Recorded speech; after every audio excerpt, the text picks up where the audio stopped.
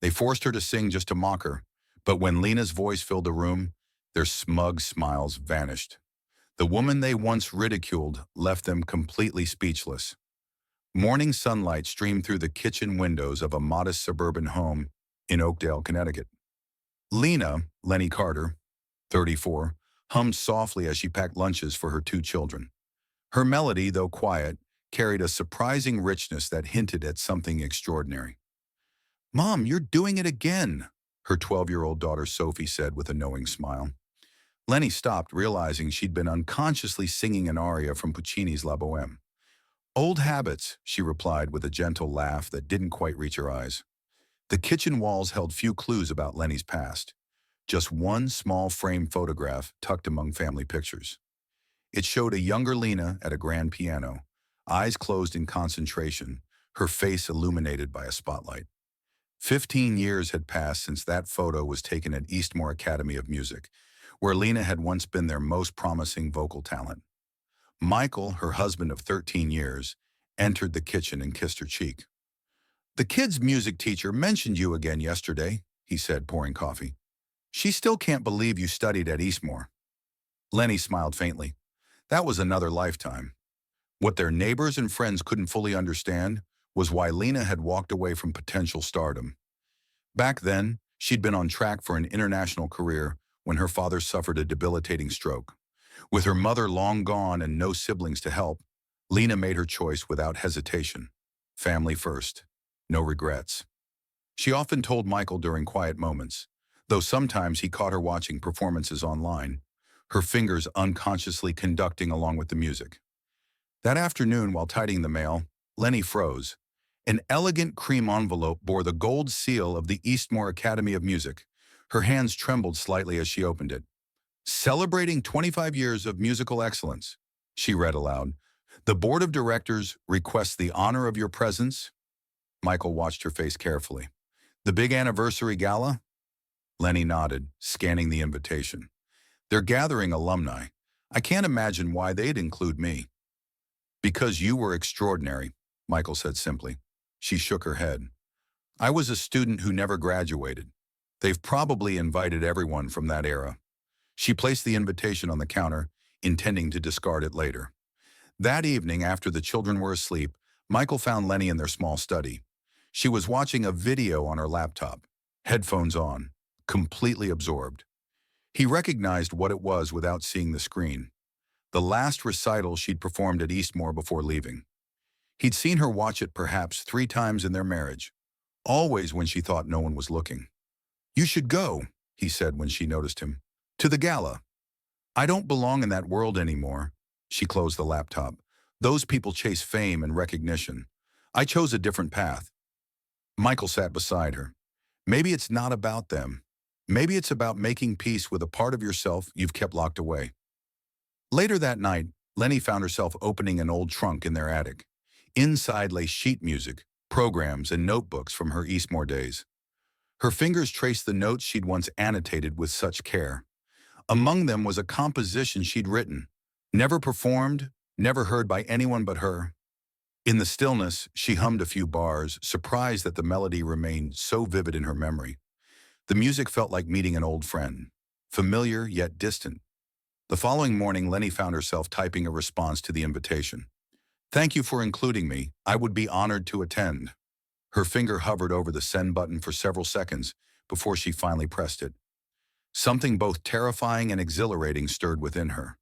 A door long closed was about to reopen.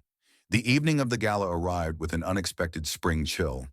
As Michael helped Lenny prepare, he noticed her growing anxiety. "You look beautiful," he assured her, watching as she smoothed the simple beige vintage dress she'd chosen. The only formal attire she owned, purchased years ago for a cousin's wedding. "It's not about how I look," Lenny replied, studying her reflection. "It's about facing a choice I made 15 years ago and all the people who never understood it." She'd kept her appearance simple, minimal makeup, hair natural and unadorned. In the mirror, she looked nothing like the glamorous sopranos who now graced the stages she once dreamed of commanding. "Remember," Michael said as he dropped her at the gleaming facade of the Manhattan venue, "you have nothing to prove to these people.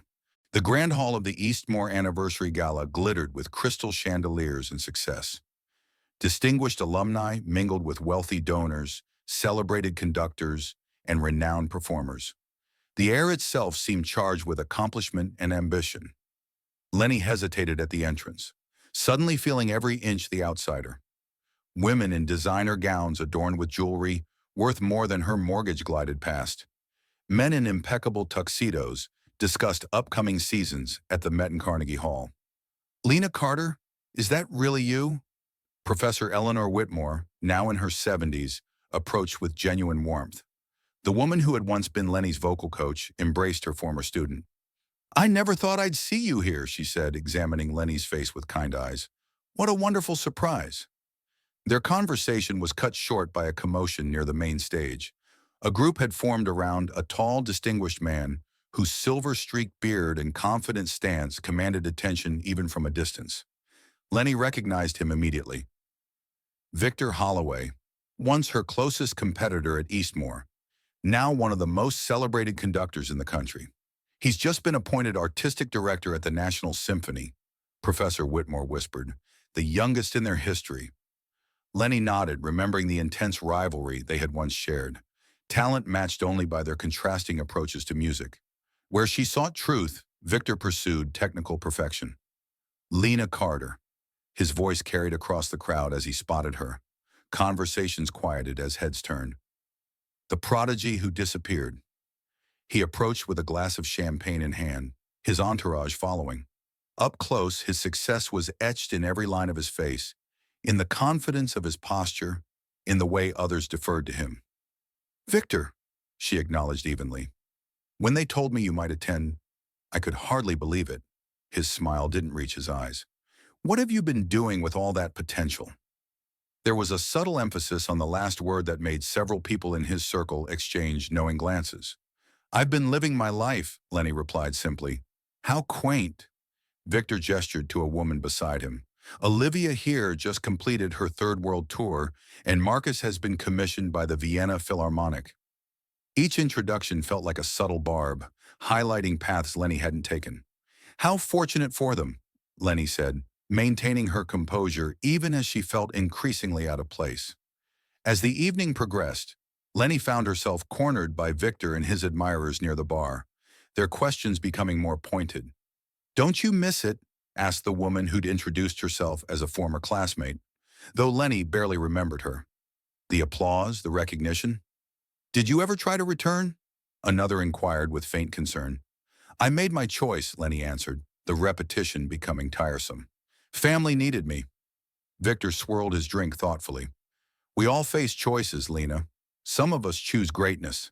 The quiet contempt in his voice stirred something in Lenny. Not anger, but a sadness for what he failed to understand about her decision. The formal program began with speeches celebrating the institution's legacy. Distinguished alumni were acknowledged, thunderous applause following each familiar name. From her table at the back, Lenny watched silently.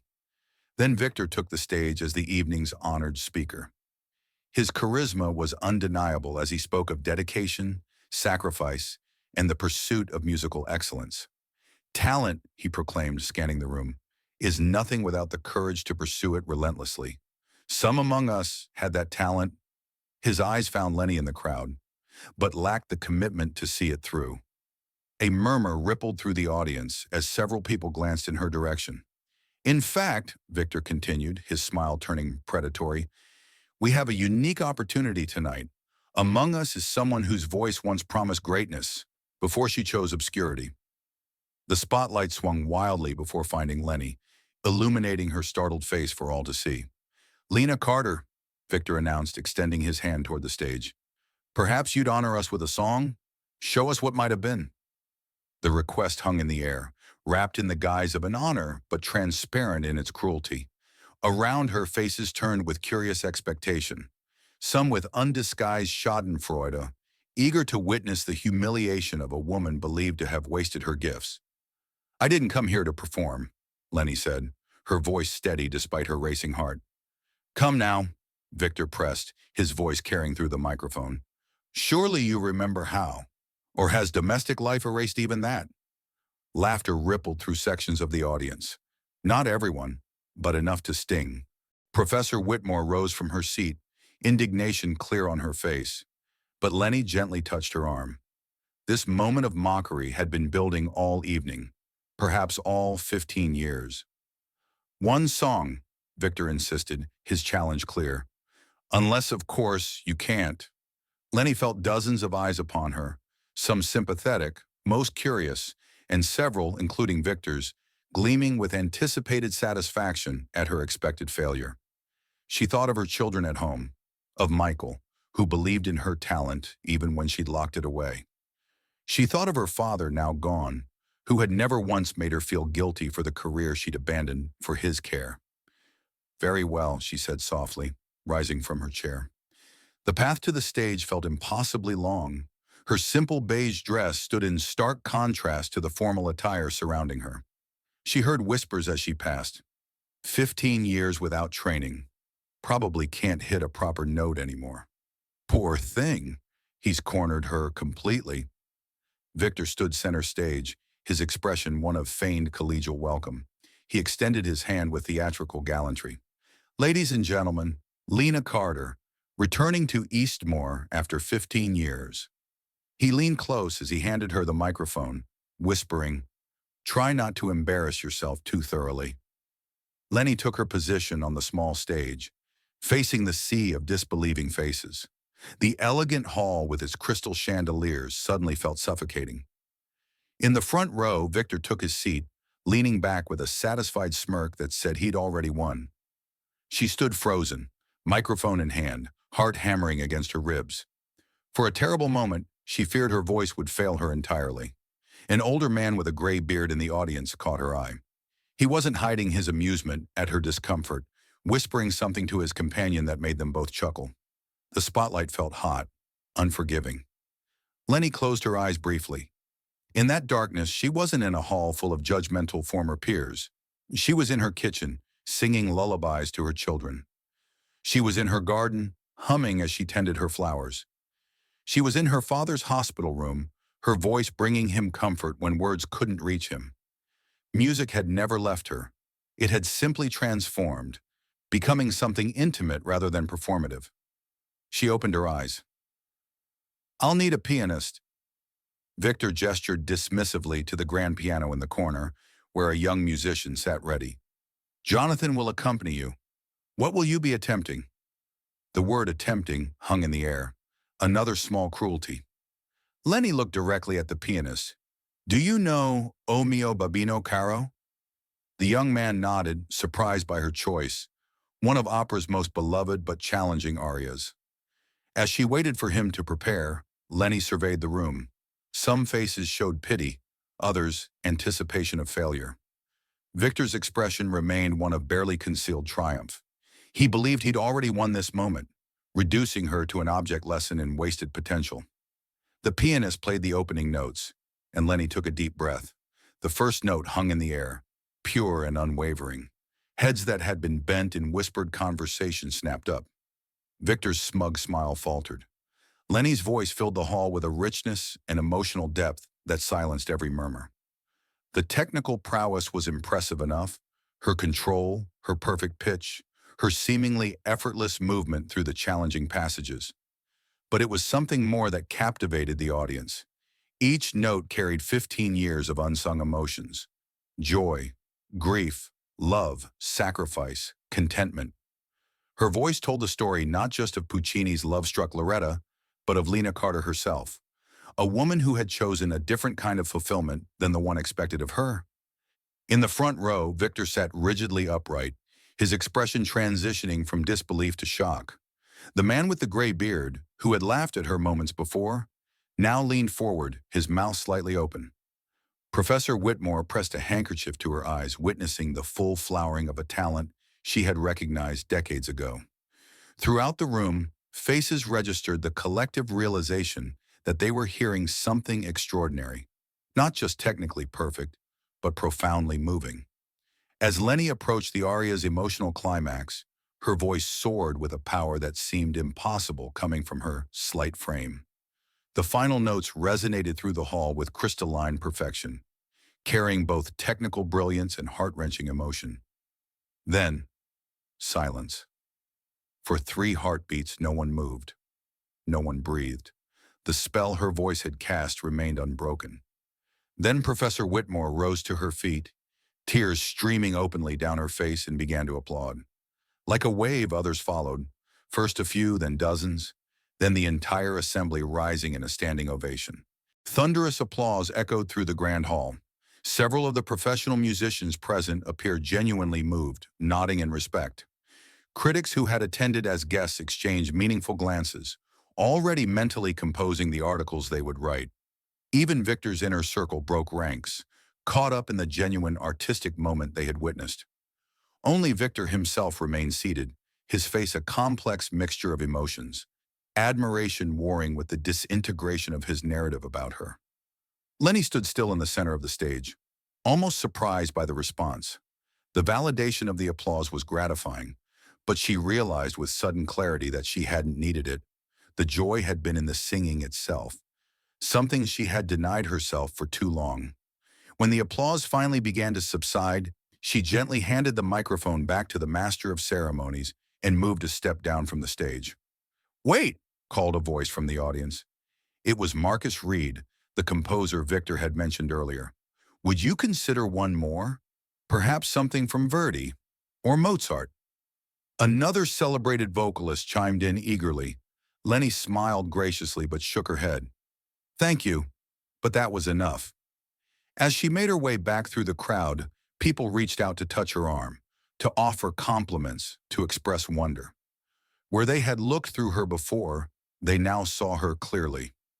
Victor finally rose from his seat and intercepted her path.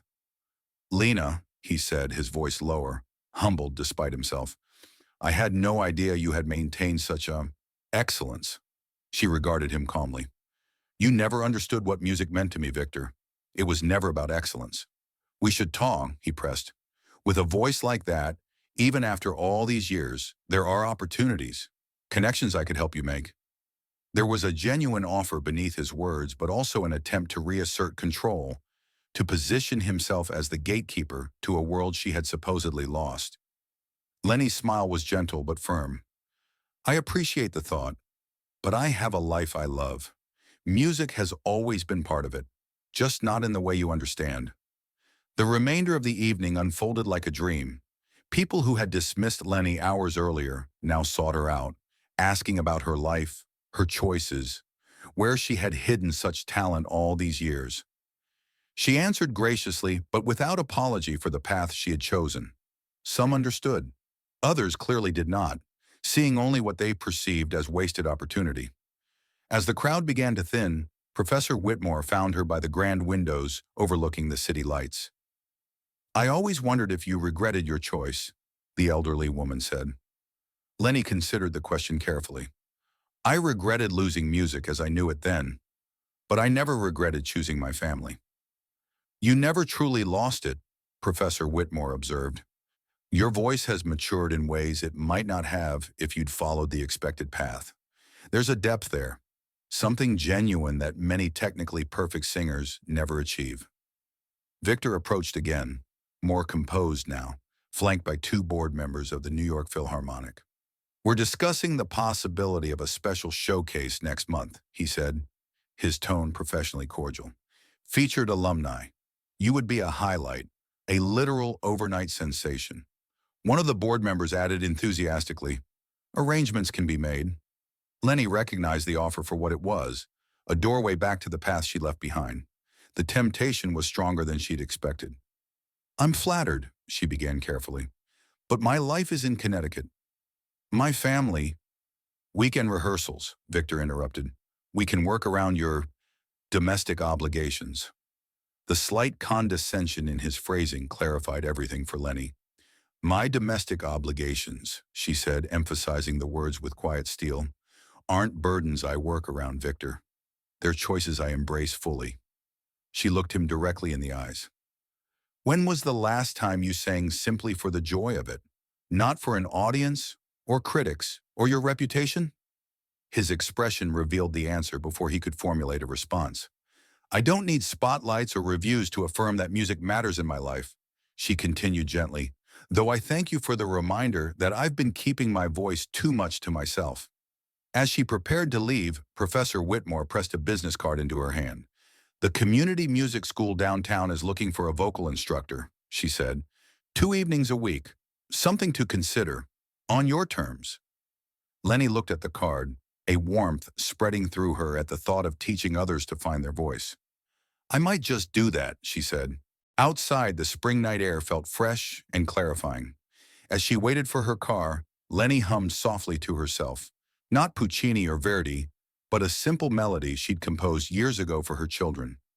Michael was waiting up when she arrived home, his expectant expression asking the question before he could. It was illuminating, she said, sitting beside him. She recounted the evening, the initial dismissal, Victor's public challenge, and what had followed. As she described the performance, her eyes grew bright with rekindled passion. They offered me opportunities, she concluded, a chance at what might have been. And, Michael asked carefully, and I realized something. Lenny took his hand. I don't want what might have been. I want what is, with a little more music in it. 2 months later, Lenny stood in a renovated storefront in their town, surveying the space that would soon become Carter Vocal Studio. Twice weekly, she would teach children and adults to find their authentic voice. On her desk sat a framed review from the Eastmore Gala that had circulated widely in musical circles, describing a voice of rare emotional truth. But more meaningful was the composition notebook beside it, filled with new music she was creating. Songs that blended her classical training with the life wisdom she'd gained away from the spotlight. In the small practice room, her daughter Sophie was picking out a melody on the piano, showing the same natural talent Lenny had at her age. Mom, Sophie called, can you help me with this part? Lenny smiled, recognizing that her legacy would not be measured in grand performances or critical acclaim, but in moments like these, sharing the pure joy of music with those she loved most. She began to sing, her voice filling the simple room with as much beauty and passion as it had the grand hall with its crystal chandeliers. Some choices, she reflected, weren't about what you give up, but about what you gain. Instead, share your story with us. Where are you watching from today? If this tale of rediscovery touched your heart, hit that subscribe button and join our community of storytellers and listeners who believe in second chances and unexpected triumphs.